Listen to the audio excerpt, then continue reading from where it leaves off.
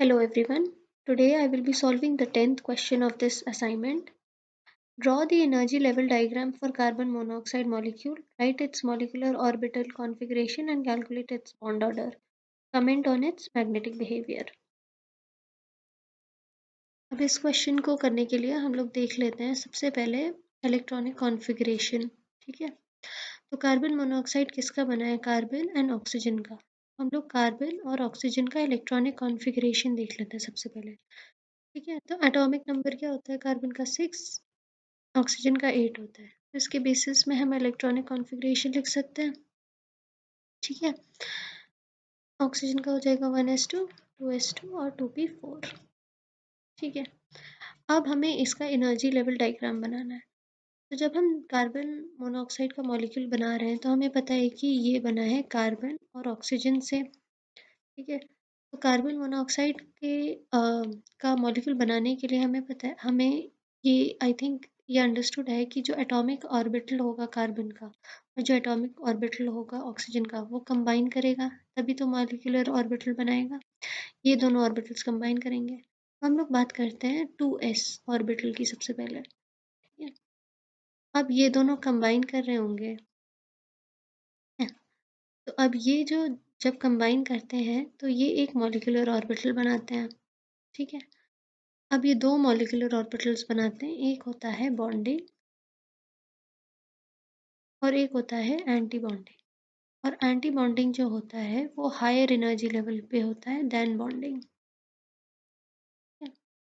अब ऑक्सीजन का यहाँ हम देख सकते हैं 2 है 2s में, 2 इलेक्ट्रॉन्स हैं, कार्बन के भी 2s में, तो इसको हम लोग लिख लेते हैं। यहाँ पर टोटल कितने इलेक्ट्रॉन्स हुए? 4। अब इस 4 इलेक्ट्रॉन्स को हमें इन दोनों ऑर्बिटल्स में भरना है हुंस रूल के हिसाब से। ठीक है, तो अब हम लोग हुंस रूल क्या कहता है कि सबसे पहले लोअर एनर्जी ऑर्बिटल्स भरेंगे। यहाँ पर हम लोग कर लेते हैं 1 और 2। अब ये तो कंप्लीट हो गया, तो थर्ड और फोर्थ कहाँ जाएंगे? हायर एनर्जी लेवल पे। तो इस तरह से हम लोग ने 4 इलेक्ट्रॉन्स भर दिए। ठीक है, अब इन ऑर्बिटल्स को नेम करना इंपॉर्टेंट होता है जब हम लोग मॉलिक्यूलर ऑर्बिटल एनर्जी डायग्राम बनाते हैं। तो जो बॉन्डिंग ऑर्बिटल होगा वो क्या होगा? Sigma 2s। ठीक है, और जो एंटी बॉन्डिंग होगा वो होगा सिग्मा 2s, और एंटी बॉन्डिंग है तो हम लोग इसको एक स्टार से रिप्रेजेंट करते हैं। ठीक है, I hope that is understood. अब नेक्स्ट देखते हैं हम लोग 2p2 का और 2p4 का। अब सिमिलरली हम लोग ऑक्सीजन की 2p की बात कर रहे हैं और कार्बन की 2p की। ठीक है, तो हमें पता है तीन ऑर्बिटल्स होते हैं px, py एंड pz। ठीक है, तो अब ये तीनों भी कंबाइन कर रहे होंगे एक दूसरे के साथ। अब इसमें एक चीज़ इम्पॉर्टेंट है रिमेंबर करने के लिए कि जो 2p ऑर्बिटल होता है, इसे हमें पता है कि जब हम लोग इसका शेप देखते हैं तो एक जो ऑर्बिटल होता है वो अलोंग द एक्सिस होता है। ठीक है, और जो अलोंग द एक्सिस कंबाइन करते हैं वो सिग्मा बॉन्ड्स होते हैं, और जो परपेंडिकुलर एक्सिस के कंबाइन करते हैं वो पाई बॉन्ड्स बनाते हैं। ये हमें पता है कि उसको हम लोग देखते हुए हम लोग ऑर्बिटल्स के मॉलिक्यूलर ऑर्बिटल भी बनाएंगे। तो ये मॉलिक्यूलर ऑर्बिटल्स कंबाइन करके दिखा दिया। अब यहाँ पर हमें पता है कि एक सिग्मा बॉन्डिंग बना रहा होगा और दो पाई बना रहे होंगे, है ना? तो उसके अकॉर्डिंग हम लोग ने इनको नेम कर दिया। यहाँ पर 2p और 2p आ जाएगा, ये हो जाएगा x, ये हो जाएगा y, और ये वाला हो जाएगा 2pz। ठीक है, अब सिमिलरली इसके एंटी बॉन्डिंग ऑर्बिटल्स भी होंगे। यहाँ पर एंटी बॉन्डिंग भी दिखा दिए तीनों, बस लिखने का तरीका सेम है। ये हो गया पाई 2px और पाई 2py, एक्सेप्ट यहाँ पर स्टार लगेगा क्योंकि दोनों एंटी बॉन्डिंग है। यहाँ पर और ऊपर वाला देख लेते हैं तो ये होगा सिग्मा 2pz, स्टार लगेगा क्योंकि ये एंटी बॉन्डिंग है। ठीक है, तो आई होप ये समझ में आया। अब 2p को अगर हम लोग ऑक्सीजन की बात करें तो 2p क्या था? ये था 2p4, और कार्बन था 2p2। ठीक है, तो यहाँ पर अगर हम 2 फिल कर रहे हैं, यहाँ पर 4 फिल होंगे। तो अब इसका टोटल इलेक्ट्रॉन्स कितने हो गए? तो इनमें हो गए 6 इलेक्ट्रॉन्स। अब हम लोग को 6 इलेक्ट्रॉन्स को भरना है हुंस रूल के अकॉर्डिंग। ठीक है, तो हम लोग सबसे पहले एनर्जी लेवल के अकॉर्डिंग भरेंगे, तो सबसे लोअर एनर्जी लेवल पे भरेंगे। तो यहाँ पर आएगा 1 और 2। ठीक ठीक है, फिर हम लोग इसी एनर्जी लेवल को पहले पूरा करेंगे, 3 एंड 4। ठीक है, अब हम लोग हायर एनर्जी लेवल पे जाएंगे। ठीक है, तो एनर्जी लेवल हायर पे जाए तो ये हमारा हो गया सिग्मा 2p एक जेड में हम लोग भरेंगे, जो होगा हमारा 5 और 6। ठीक है, तो हमारे 6 इलेक्ट्रॉन्स कंप्लीट हो गए। अब नेक्स्ट पार्ट क्वेश्चन का क्या था कि हम लोग को इसका लिखना था मॉलिक्यूलर ऑर्बिटल कॉन्फ़िगरेशन। ठीक है, तो पहले जैसे हम लोग कार्बन का या ऑक्सीजन का एटॉमिक ऑर्बिटल कॉन्फ़िगरेशन लिखते थे, अब हम लोग मॉलिक्यूलर ऑर्बिटल मतलब ये ऑर्बिटल्स का कॉन्फ़िगरेशन लिखेंगे। ठीक है, क्योंकि ये क्या है, मॉलिक्यूलर ऑर्बिटल्स। तो हम लोग क्या लिख सकते हैं, जो हम लोग ने नेम्स दिए उसके अकॉर्डिंग ही हम लोग वही होगा हमारा मॉलिक्यूलर ऑर्बिटल कॉन्फ़िगरेशन।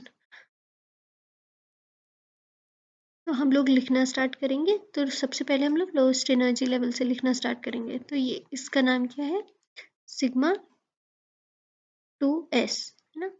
इससे ब्रैकेट्स में इसमें कितने इलेक्ट्रॉन्स हैं, 2। ठीक है, अब इससे ऊपर जाएंगे तो क्या है, सिग्मा 2s स्टार, क्योंकि ये एंटी बॉन्डिंग है ना। इसमें कितने इलेक्ट्रॉन्स हैं, 2। फिर उससे ऊपर जाएंगे तो ये क्या है, पाई 2p लिख सकते हैं, क्योंकि सेम एनर्जी लेवल के हैं ना, अंडरस्टूड होगा। इसको ब्रैकेट्स में करके इसमें 4 इलेक्ट्रॉन्स है ना। नेक्स्ट ऊपर एनर्जी लेवल में जाते हैं, ये इसका क्या है, सिग्मा 2p। ये तो ये हमें पता चल गया इसका मॉलिक्यूलर ऑर्बिटल कॉन्फ़िगरेशन। ठीक है, अब नेक्स्ट है इसका बॉन्ड ऑर्डर निकालना है।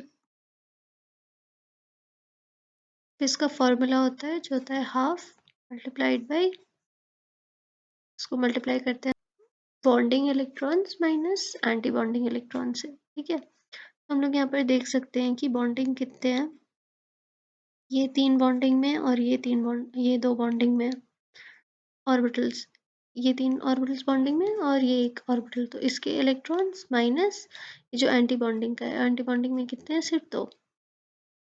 ठीक है, तो इसको हम लोग सब्सट्रैक्ट कर लेंगे तो हमारा आंसर आ जाएगा 3। तो ये याद रखने की चीज़ है कि कार्बन मोनोऑक्साइड का जो बॉन्ड ऑर्डर है वो 3 निकल के आता है। अब कुछ जगह पे फॉर एग्जांपल हमने यहाँ पर जो किया है वो किया है 8-2, मतलब बॉन्डिंग में 8 है और एंटी बॉन्डिंग में 2 है। अब कहीं पर दे रखा है 10-4। ठीक है, 10-4 और मल्टीप्लाइड बाई हाफ, ये दे रखा है कहीं पर। अब ये वाला तब चलेगा जब हम लोग 1s को कंसिडर करेंगे। फॉर एग्जांपल यहाँ पर देखा होगा तो मॉलिक्यूलर ऑर्बिटल में हमने 1s को नहीं लिखा है, क्योंकि 1s को हम लोग नॉन बॉन्डिंग कहते हैं। ठीक है, लेकिन कहीं कहीं जगह पे 1s को लेकर फिर किया है anti bonding minus bonding electrons, तब जाके उनका 10-4 1/2 आया है, मल्टीप्लाई जब हुआ है। लेकिन इसका भी आंसर 3 आता है, और इसका भी आंसर मतलब जो हमने किया है उसके हिसाब से भी 3 आता है। तो जो आपकी बुक्स में लिखा हो उसको फॉलो करिएगा, ठीक है, या जहीं कहाँ से आप पढ़ रहे हो उसको फॉलो करिएगा। अब लास्ट पार्ट था क्वेश्चन का कि हाँ मैग्नेटिक बिहेवियर बताना है इसका। तो इसका जो नेचर मैग्नेटिक नेचर होगा उसको हम लोग डायमैग्नेटिक कहते हैं। ठीक है, ये डायमैग्नेटिक क्यों है, क्योंकि इसमें सारे इलेक्ट्रॉन्स पेयर्ड हैं। ठीक है, यहाँ पर कोई अनपेयर्ड इलेक्ट्रॉन्स नहीं है, एज मॉलिक्यूलर ऑर्बिटल डायग्राम में हम देख सकते हैं कि कोई भी अनपेयर्ड नहीं है, तो देयरफॉर इसका मैग्नेटिक बिहेवियर डायमैग्नेटिक है। अगर इसमें कोई अनपेयर्ड होता तो उसको हम लोग कहते हैं पैरा मैग्नेटिक। लेकिन इस केस में हमारा जो CO है वो है diamagnetic. All right, I hope you guys understood and thank you.